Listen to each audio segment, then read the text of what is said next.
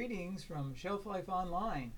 I'm bringing to your attention this week two great new fiction books. The very first one is The Law of Innocence by Michael Connelly. It is published by Little Brown and it retails for $37. Those familiar with Michael Connelly books know he has written the Harry Bosch series and the Mickey Heller series. Mickey Heller is the Lincoln Lawyer. And Michael Connelly has a great way of weaving his tales together. Now, sometimes when you have a book about a lawyer, and this book is mainly about Mickey Haller, sometimes you think, oh, it's going to be a tedious court case. Well, this is far from tedious. Mickey Haller finds that he has been charged with murder when he has left a party that he's celebrating a trial that he's won, and a policeman pulls him over, and the policeman sees that he has no license plate on the car, which the license plate was taken, so it was a setup all the way. And suddenly they notice blood dripping from the trunk of the car, and they find a body inside. Now the body is of a former client of Mickey Haller's, someone who has not paid him his bill for services rendered. So immediately they assume that he killed the man so he can get the money from his estate, which is ludicrous. But anyways, Mickey Haller is in way over his head, and he goes to jail. He gets beaten up in jail, but he is going to represent himself. Now he has the help of his law partner Jennifer Aronson, his daughter Haley, and his ex-wife Maggie McPherson. Now the case does not look good against him. He's in a lot of trouble, and the prosecution wants his neck.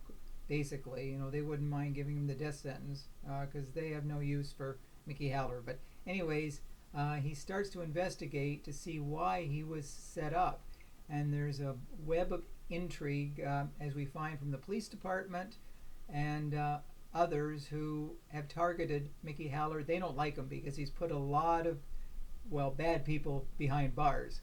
So this is sort of payback. But as we find out in the court trial, Michael Connelly knows how to write a court trial. It's not cut, dried, and boring. It's far from that. He uses the law perfectly. It's just as though you are sitting in that courtroom.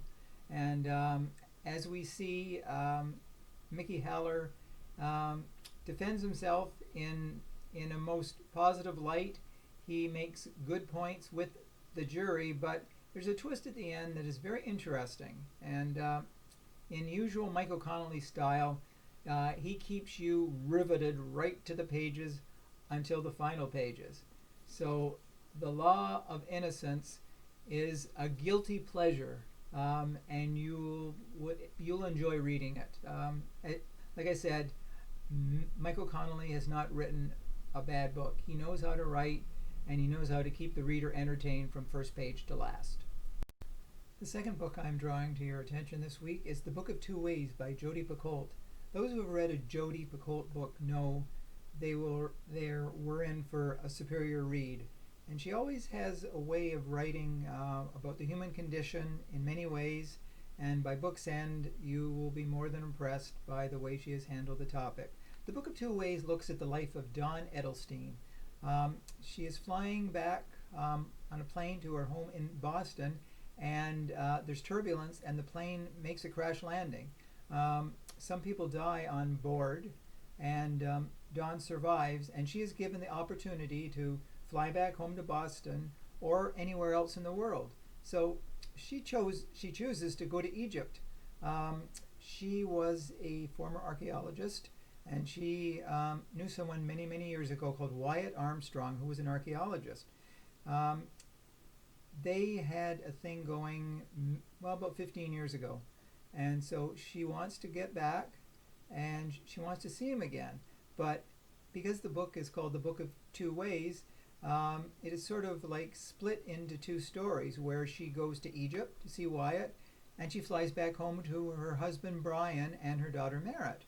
So it's sort of like the Gwyneth Paltrow movie, I think it was called Revolving Doors, where you either go one way or you go the other way and your life is changed. So she goes back to Egypt, and she interacts with Wyatt again. He was the love of her life. And Brian back home, her husband, has had an affair, and it's hard getting over the fact that he cheated on her.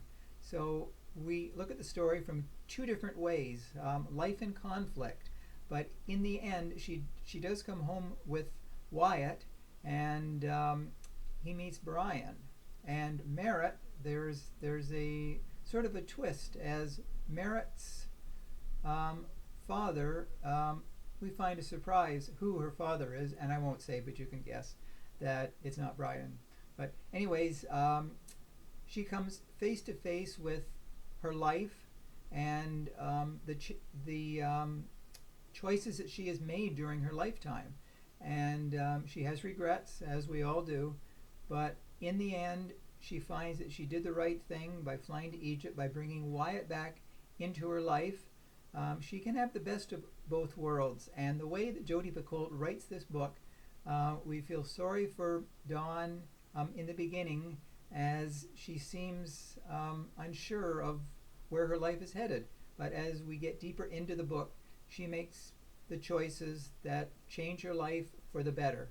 So no two ways about it. The Book of Two Ways is definitely a book that you will enjoy, as we enjoy all of Jodi Picoult books. So those are the two books this week that I wanted to draw to your attention. So anyways, keep social distancing, keep well, stay safe, and as always, thanks for watching. Bye for now.